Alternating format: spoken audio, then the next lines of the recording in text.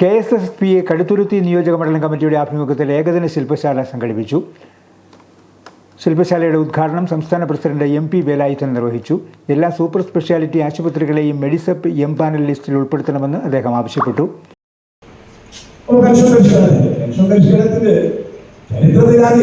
സാധാരണഗതിയിൽ ഓരോ ഗവൺമെന്റും അധികാരത്തിൽ നിന്ന് പോകുമ്പോൾ 1-2 മാസത്തെ പരിഷ്കരിച്ച ശമ്പളവും പെൻഷനും കൊടുത്ത് അധികാരം വിട്ട് ഒഴിയുന്ന ഒരു സാഹചര്യമാണ് 1968 മുതൽ ഈ സംസ്ഥാനത്ത് അനുവർത്തിച്ചിരുന്നതെങ്കിൽ രണ്ടാം പിണറായി സർക്കാർ അതിനുള്ള അവസരം പോലും ഇല്ലാതെ പോയത് അത് തന്നെ ഇല്ലാതാക്കി.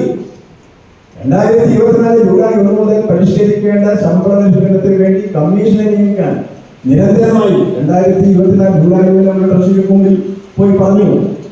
പെൻഷൻ പരിഷ്കരണ ദിനം ഒരു വർഷം കഴിഞ്ഞ് 2025 വീണ്ടും നമ്മൾ ട്രഷറിക്ക് മുമ്പിൽ പോയി. കരിദിനം ഒരു വർഷം കഴിഞ്ഞിട്ട് കമ്മീഷൻ കിട്ടില്ല. കോതനെല്ലൂർ ലയൺസ് ക്ലബ്ബ് ഹാളിൽ നടന്ന യോഗത്തിൽ നിയോജക മണ്ഡലം പ്രസിഡന്റ് സിറിയക് ഐസക് അധ്യക്ഷനായിരുന്നു.